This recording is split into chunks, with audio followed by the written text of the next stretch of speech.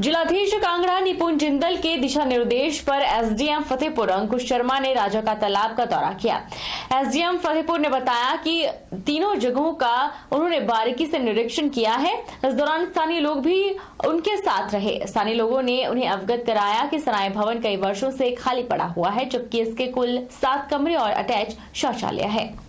SDM Fatehpur अंकुश शर्मा ने राजा का तालाब में उप तहसील को खोलने के लिए पटवार सर्कल भवन, राहत एवं पुनर्वास कार्यालय और इनकी सराइयों का निरीक्षण किया। एसडीएम फतेहपुर ने बताया कि उन्हें पटवार सर्कल और पोंग बांध सराय भवन की इमारत उप तहसील खोलने के लिए बेहतर लगी है। उन्होंने बताया कि सराय भवन की इमारत कई सालों से खाली पड़ी है। भवन की इमारत की हालत काफी बेहतर है, थोड़ा सा काम होना बाकी है। इस विषय में वो जिलाधीश कांगड़ा को अवगत करवाकर उनके दिशा निर्देश पर आगे की कार्रवाई अमल में लाएंगे। आपको पता ही है, जैसे आपने बताया, यहाँ पे जो सब तहसीलें नोटिफाई हो गई है अभी कुछ समय पहले, तो अब उसके लिए हमें एक बिल्डिंग चाहिए ताकि शॉर्टली यहाँ पे स्टाफ वगैरह जो भी आएगा। तो 2-3 ऑप्शन हैं हमारे पास। एक हमारी कानगो हट है, एक DCR&R का ऑफिस है, उसका टॉप फ्लोर है, और एक ही है यहाँ पे सराय भवन है। तो आज मैंने तीनों को विजिट करा है।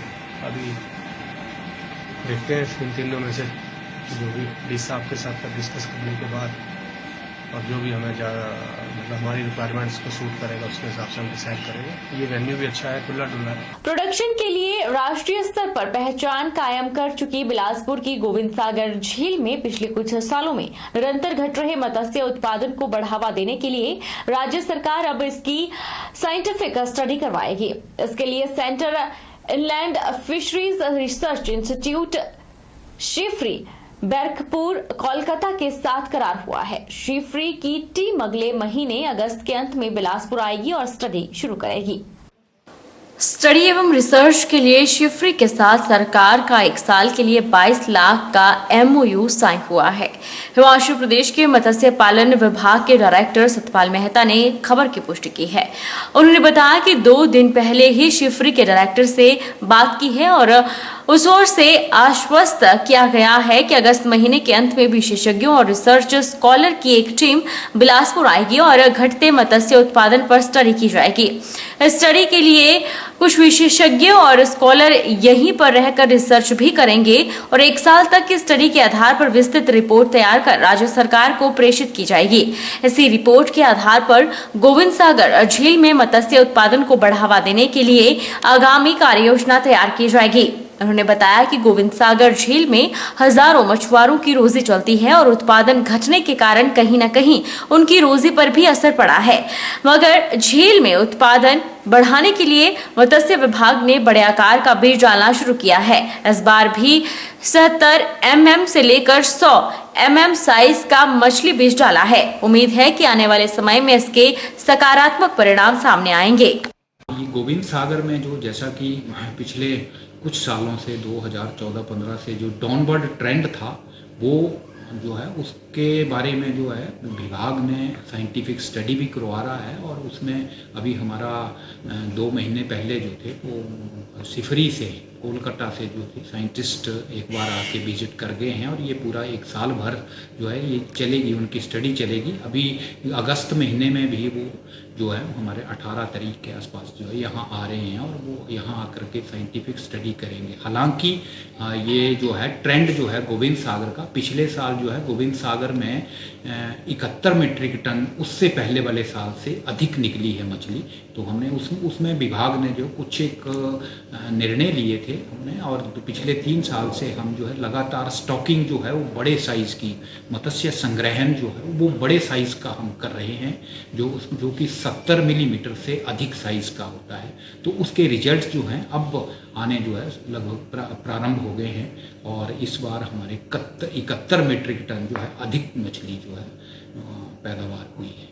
बिलासपुर के नैना देवी से कोलावाला टोबा सड़क पर लगाए गए मील के पत्थरों और रेन शेल्टर्स पर खालिस्तान समर्थकों द्वारा वॉल राइटिंग के जरिए खालिस्तान समर्थन में लिखे गए नारों को लोक निर्माण विभाग ने हटा दिया है। हालांकि कुछ दिन पहले नैना देवी, अनंतपुर साहिब, कोलावाला टोबा रास्ते पर जगह जगह खालिस्तान समर्थक के नारे लिखे होने से श्रद्धालुओं की भावनाओं को गहरी ठेस पहुंची थी।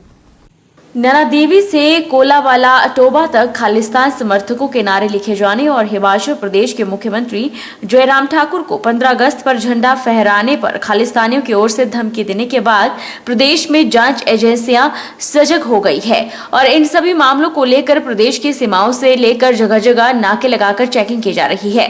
उधर बिलासपुर डीएसपी राजकुमार ने बताया कि खालिस्तान समर्थकों द्वारा की गई वॉल राइटिंग के खिलाफ कोट कहलूर थाने में असामाजिक तत्वों के खिलाफ एफआईआर दर्ज कर रेलेवेंट सेक्शन में छानबीन की जा रही है। देखिए, जो इस तरह का जो लिखा हुआ है तो उसमें जो इसमें एफआईआर दर्ज की गई है और फर्दर जो इन्वेस्टिगेशन है वो जारी है अभी।